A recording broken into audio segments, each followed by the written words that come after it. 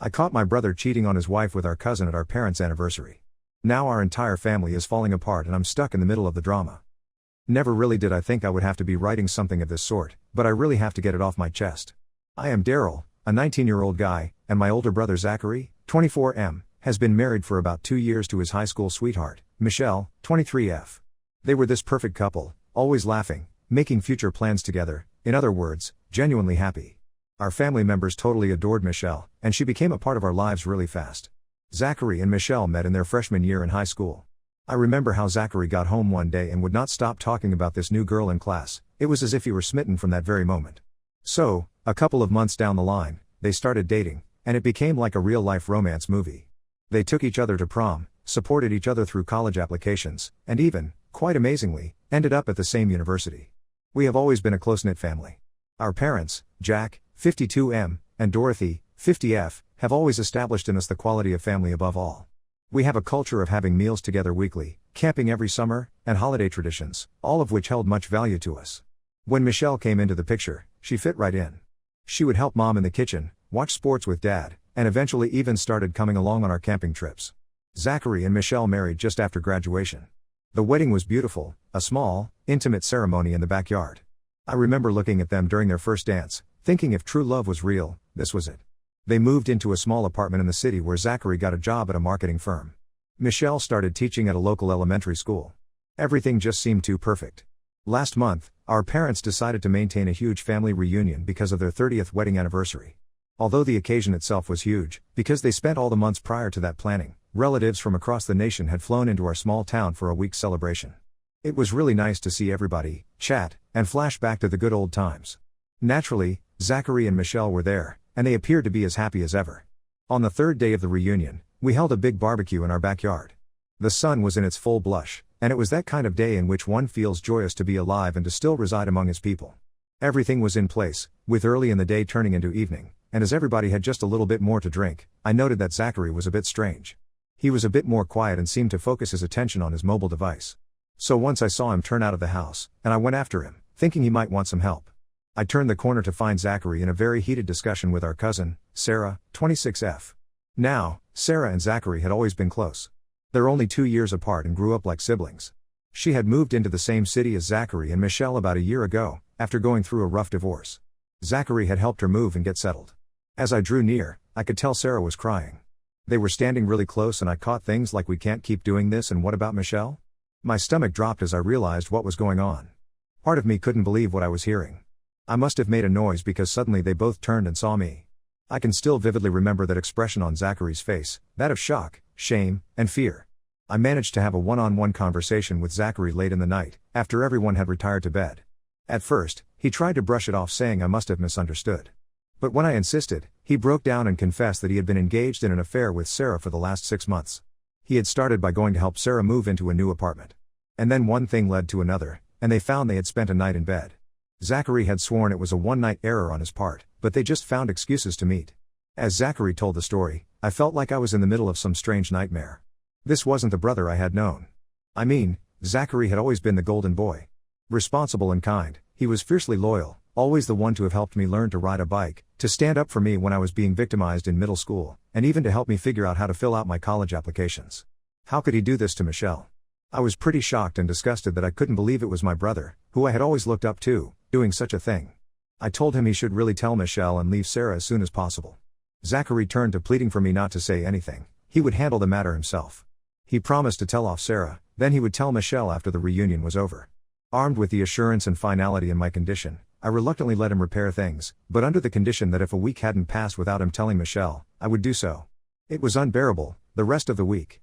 Seeing Zachary trying to act like he wasn't living a colossal lie with Michelle, our parents doting on them like they were the pinnacle of a heterosexual mid-80s love story, disgusted me. I couldn't even look Michelle in the eye, knowing what I did. The reunion got over, and all went back to their lives. I too went back to my college dorm, but I wasn't able to focus on the books on my desk. All that went through my mind was Zachary, Michelle, and Sarah. The conversation that had taken place replayed in my mind over and over again.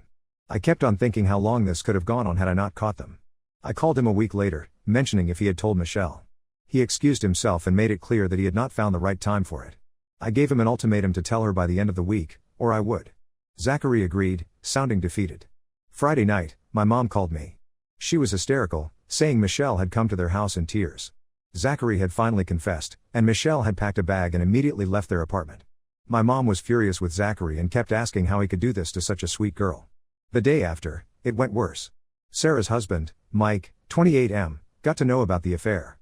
He had suspected Sarah was doing something behind his back and hired a private detective. The PI had provided solid proof on Zachary and Sarah's meeting for the last couple of months. Mike was angry and added that if Sarah and Zachary didn't confess, he would just tell the whole family. So our entire family is in chaos now. Zachary and Michelle have split up, and in a shocking twist, she had to move back with her parents. Sarah and Mike have broken up as well, and he will not allow her to see the kids until they are in court. All this has been a shock to our parents, who keep asking how it could all have gone so wrong. The family has gone on to divide sides, with some defending Zachary and Sarah, feeling that they made a mistake and that they deserve to be forgiven, while others are enraged and do not want to associate with the two. It feels terrible. I feel like I'm really stuck in the middle of all this. Part of me feels guilty for not having spoken up sooner, yet at the same time, I also know it wasn't my place to tell Michelle. Zachary doesn't seem to stop calling me for advice and support, but I don't know whether things between us can ever be the same. Michelle was like a sister to me, and seeing her so hurt is killing me. I honestly don't know if our family will ever truly recover from this. It's a breach of trust, and I don't think I know how to mend it.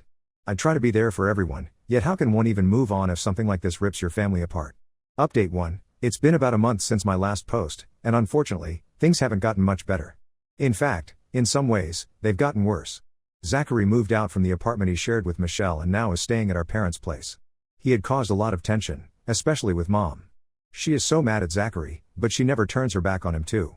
Dad is trying to stay out of it, making everyone even more annoyed at him.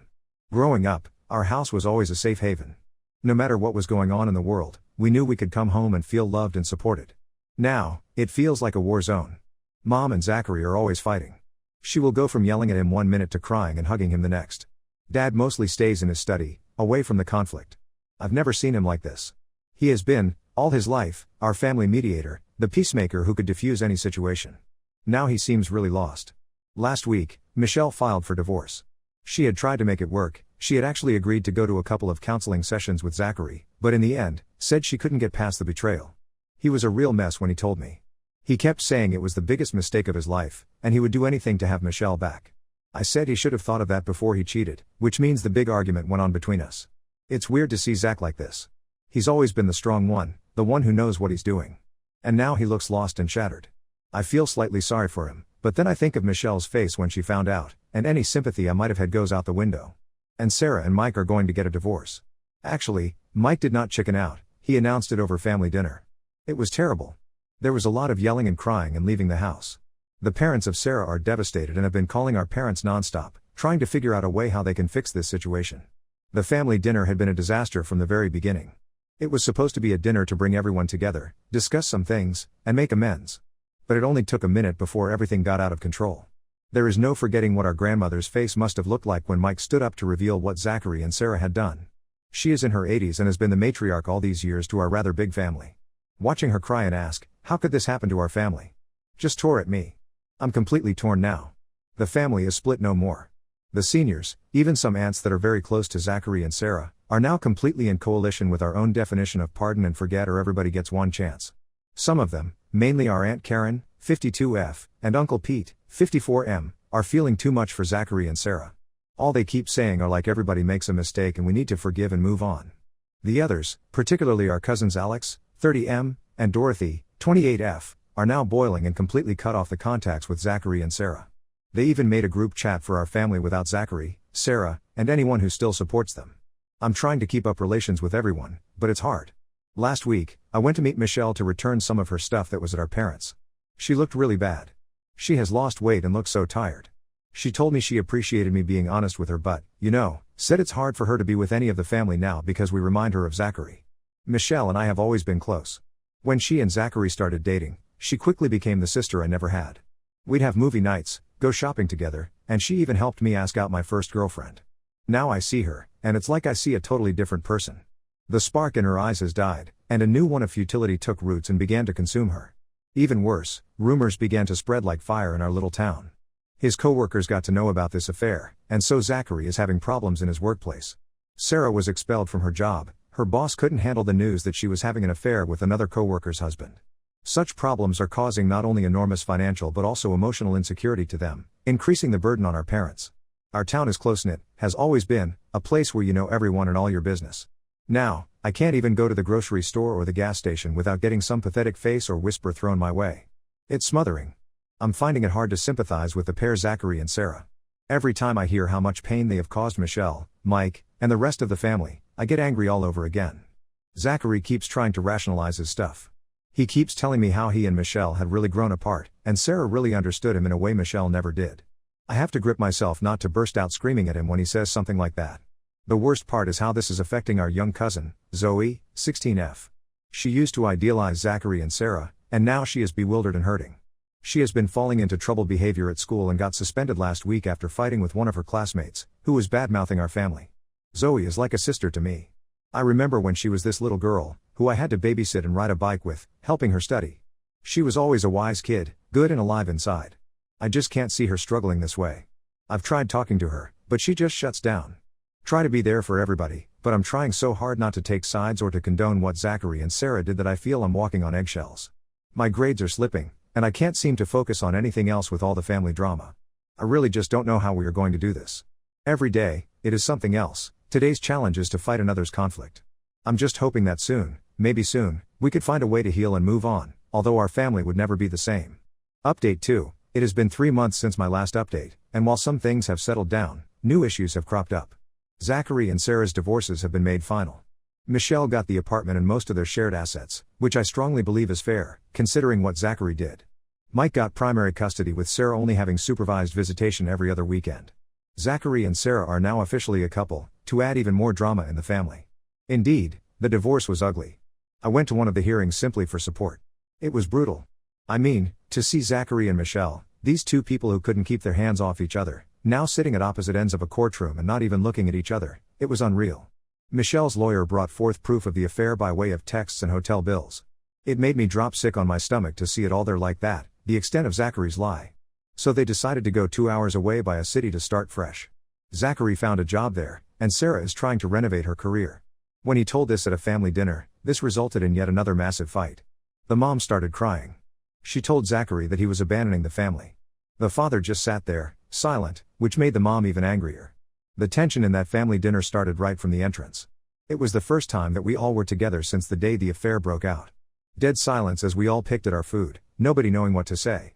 So, it was like a bomb went off when Zachary beats a hasty clean through a gnarly throat of his and told us they were moving to Charleston. Mom started crying, Dad pushed in further into himself, and our Aunt Karen went storming out of the room. Michelle's doing better. She got a new job and started going to therapy, which seems to be really working out for her. Last month, she contacted me, and we've been getting together for coffee very often. It's really nice to see her smile again, even if it is not quite so often as before. And Michelle is a bright spot in all of this, healing. She started taking art classes, or she always wanted to when we were with Zachary, but never had time for it. She showed me some of her paintings last week, and although they are mostly in dark, abstract hues, some kind of skill flows off them. It's as though the pain she burns with is going into them. The family is still divided, but the lines have changed a little. Some family members are beginning to reverse course on Zachary and Sarah. Some of those members who were initially supporting Zachary and Sarah have decided that they were wrong because now they have seen Zachary and Sarah flaunting their affair so immediately after the divorces. Uncle Pete, who was one of the leading supporters of them all, had a major misunderstanding with Zachary because Zachary had told some lies to all of them about some facts regarding the affair. Well, I heard him shouting over the phone to Zachary the other week. Apparently, Zachary said the affair was a one-time incident, a moment of weakness. What a shock Uncle Pete had when he discovered it had been going on for months. Find him shouting that he had to be the one to defend Zachary to the rest of the family. Now, what a fool he has made of himself. Zachary has been calling and calling since then. He'd want to talk and hang out the way he used to, but it's hard being around him. Each time I saw him with Sarah, I just felt that huge hurt he and Michelle had done to Michelle and Mike. Zachary says I need to forgive him because we are brothers, but I am not sure I am ready for that. Zachary burst into my dorm last week. Drunk out of his mind, he was muttering on about how much he missed the way things used to be, about needing his little brother back. Part of me wanted to comfort him, another part was repulsed. I ended up calling our dad to come pick him up. It has also affected my dating life. I recently started dating a girl from my college, yet I have been overly suspicious and kept on looking for something that's just not there. I know it's not fair to her, but I can't help it after seeing what happened with Zachary and Michelle. Our young cousin, Zoe, still finds it hard.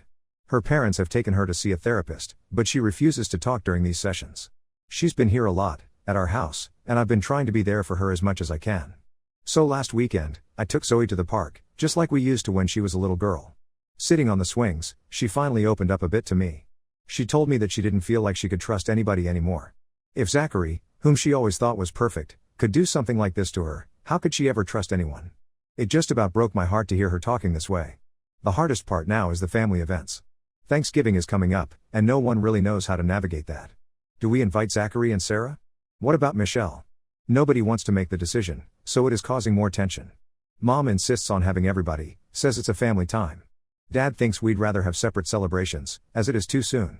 Aunt Karen is of the opinion that Zachary and Sarah must be included, whereas Uncle Pete is of the opinion that he'd rather not come if they are there. It's like everyone's walking on eggshells, afraid to make a decision that might upset someone else. I try to keep up with studies and personal life as much as I can, but with this family drama as a backdrop, everything is just a bit too difficult. My grades are coming up a little bit, but I still find myself distracted in class, considering what new drama might unfold back at home. Over time, hopefully things will get easier, but at this present time, it feels as though it will never be the same with our family. Update 3. It's been 6 months since my last update, and a lot has changed. Zachary and Sarah's relationship didn't last. They broke up about 2 months ago, and Zachary moved back to our hometown. He's been staying with our parents again, which has caused a new set of problems. Mom is happy to have him back, but Dad is still distant. They've been arguing a lot about how to handle the situation. I was there when Zachary showed up at our parents' doorstep. He looked horrible, unshaven, his clothes all wrinkled, his eyes red from crying. Mom opened the door and took him into her arms, but Dad just stood there with his arms crossed. Since then, things have been so heavy at the house. Mom keeps trying to baby Zachary, making him his favorite meals and doing his laundry like he's a kid again. Dad barely acknowledges him. Michelle has received a promotion at work and gradually begun getting her life back on track. She even started dating again and is seeing a really nice guy named Chris, 25M. I'm happy for her, yet it was hard for Zachary to come to terms with it. He keeps making comments about trying to win her back, and I keep explaining to him how terrible an idea that is. I bumped into Michelle and Chris the other day at a neighborhood coffee shop. It was the first time I'd seen her smile a genuine smile in months. Chris seems like a decent guy, sitting there politely as she introduced me and causing him to not act exactly uncomfortable by the awkwardness of the situation. As if on cue, Zachary walked in the moment that we were all present, and his expression, viewing them together, was indeed a nearly vomit-inducing combination of fury and pain. Sarah moved back into her parents' house. She moved back to her parents' place. She's been trying to rebuild her relationship with her kids, but it's been tough. It has really been quite difficult for her to rebuild her relationship with her children. Mike is now offended by this and makes co-parenting difficult.